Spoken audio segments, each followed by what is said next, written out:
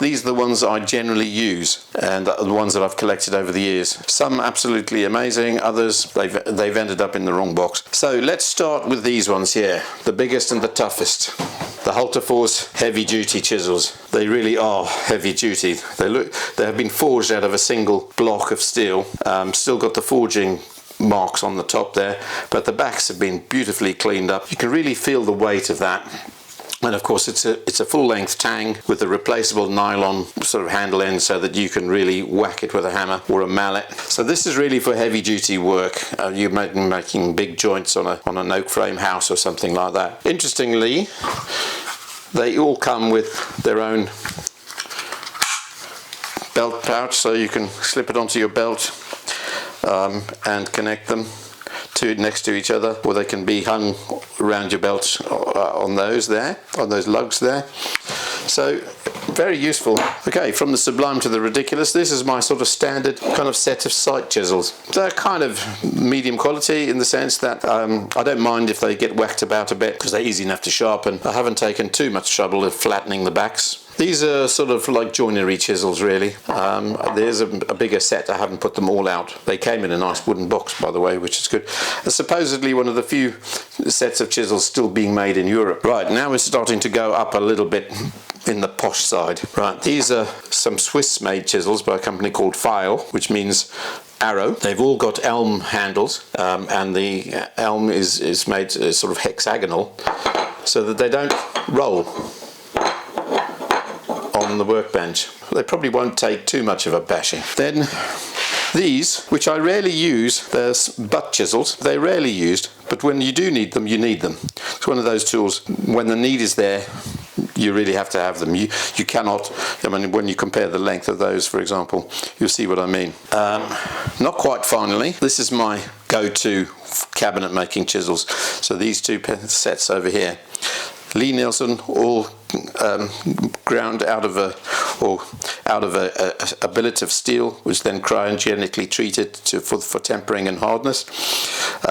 They have a socket handle, so these officially would come off if I pulled them hard enough. And of course they're easily replaceable, and you can buy replaceable chisel handles from Lee Nielsen. You can hit them quite hard because it's solid hornbeam handle, although I try not to. A set of 5, those set me back about 170 quid about 15 years ago.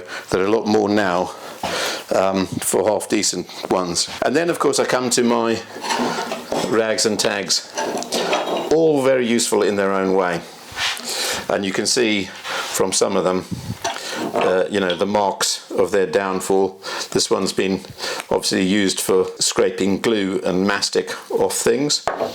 This is an old footprint chisel made at the Footprint Works in Sheffield. It must be at least 20 years ago by now, but still only one, so it ended up being used for paint lid lifting or whatever.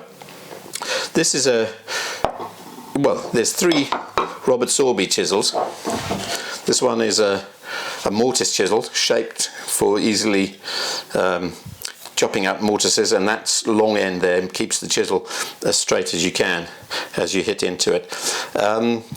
Probably not much used these days on the count of you know, we have domino machines and biscuit jointers and all of that sort of stuff now, so it's hardly ever used to make mortise and tenons anymore. This is a rosewood handled Robert Sorby chisel on the luxury end. Again, only a sample, so it ended up on other duties. And finally, a sort of hangover from the 70s, a real tough Robert Sorby plastic handled chisel. You can still buy similar sort of ideas today, and they're really made for sight chisels. They get a good whacking, you know, for just because sight carpenters needed to whack them. What is interesting, particularly on the finer chisels, is that the handles are graded. So if you take the sublime to ridiculous, you can see there, I don't know which is the best way to hold it up, the difference between the handles between the very big 1-inch chisel and the smaller, you know, less than a 1/4 inch, 1/8 of an inch chisel.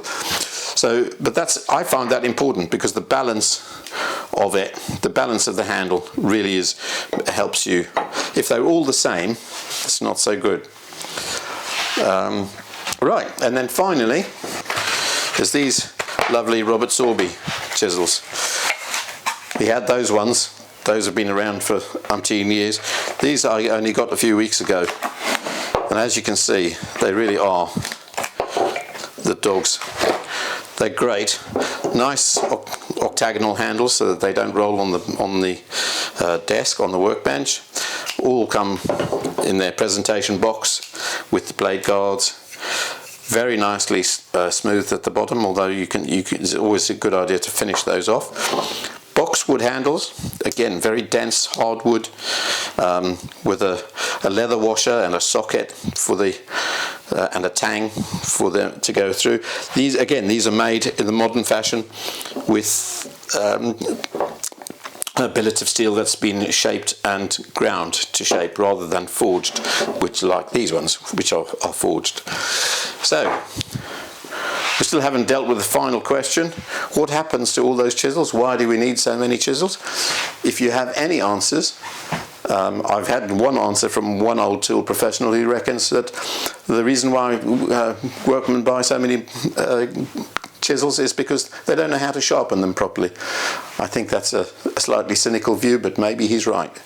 If you have any chisel stories, please send them to us.